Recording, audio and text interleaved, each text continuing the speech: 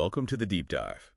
Today, we're looking at something fascinating. We're pitting master criminals against artificial intelligence. It's the ultimate showdown, really. We've got a whole stack of sources here detailing some of the greatest jewel heists in history. And we're going to put them up against the hyper-advanced AI-driven security of 2026. Yeah. So our mission, really, is to figure out if crews like the legendary Antwerp Diamond Heist masters from 2003 or, the Hatton Garden crew from 2015, could they even get started today? Well, the short answer is no. The entire foundation of security has completely shifted since then. How so? The world they operated in was defined by analog vulnerabilities. You had fragmented data, slow human response times. Right, people looking the other way. Exactly, and that meant patience, meticulous physical planning.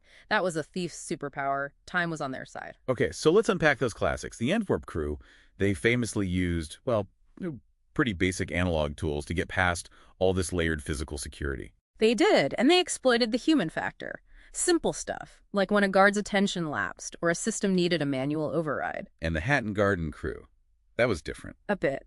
They relied on a long holiday weekend, and they found an overlooked maintenance access point in a basement. They basically won because the security systems were, for all intents and purposes, blind, or at least very slow to react. Those methods feel almost quaint now. They're completely neutralized.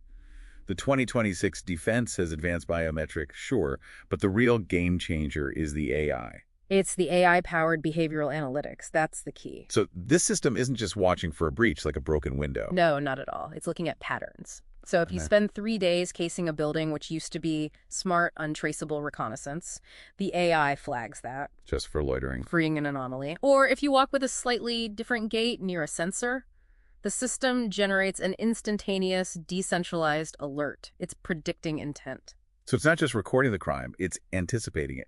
And this is where it gets really wild. The AI mastermind defense. Exactly. These predictive analytics sift through just vast amounts of data. Cameras, sensors, even, public social media data. It flags suspicious patterns before anyone even touches a lock. And what about disguises? The old rubber mask trick. Useless. Deep learning and object detection make them totally obsolete. The AI sees your specific gait, your height, your unique thermal signature. It knows it's you no matter what you put on your face. So if the old methods are dead, a modern Antwerp crew would have to adapt completely.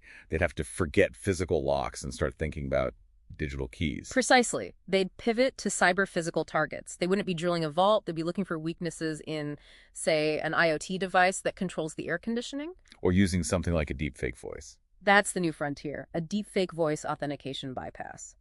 You use AI to clone a CEO's voice to fool a biometric system into unlocking a safe remotely. The vulnerability is no longer the steel door, it's the cloud network that controls it. This idea of cyber-physical convergence, that's the new battleground then? It is. The physical defense of an asset is now totally reliant on the digital security of its network. So a modern heist might start with a ransomware attack. Yes, but not to steal data. It would be designed purely to disable the security network. The cameras, the alarms, the locks, all at once. And then you have the really sophisticated stuff, like manipulating digital twin vulnerabilities. Okay, you have to explain that. What is a digital twin here? A digital twin is a perfect virtual replica of the physical facility. It's used to model security performance. So you hack the model first. You hack the model to find weakness in the real thing. You could simulate a small fire in the digital twin just to see how long it takes a real patrol to respond, or where a camera's blind spot opens up. You use the digital model to find the physical Achilles heel. But let's say they do all that. They pull off this impossible cyber-physical heist. The sources point to one last massive hurdle.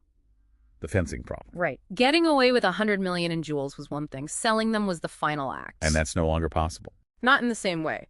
Blockchain technology now provides immutable asset tracking.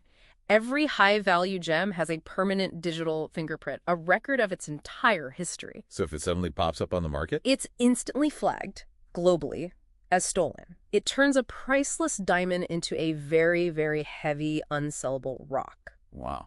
So to wrap it up, the whole security architecture is moving toward what we call zero trust, but applied to physical space.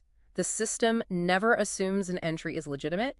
It continuously verifies every single interaction. So it seems like the age of the physical master thief is well and truly over. They've been replaced by ghosts in the machine.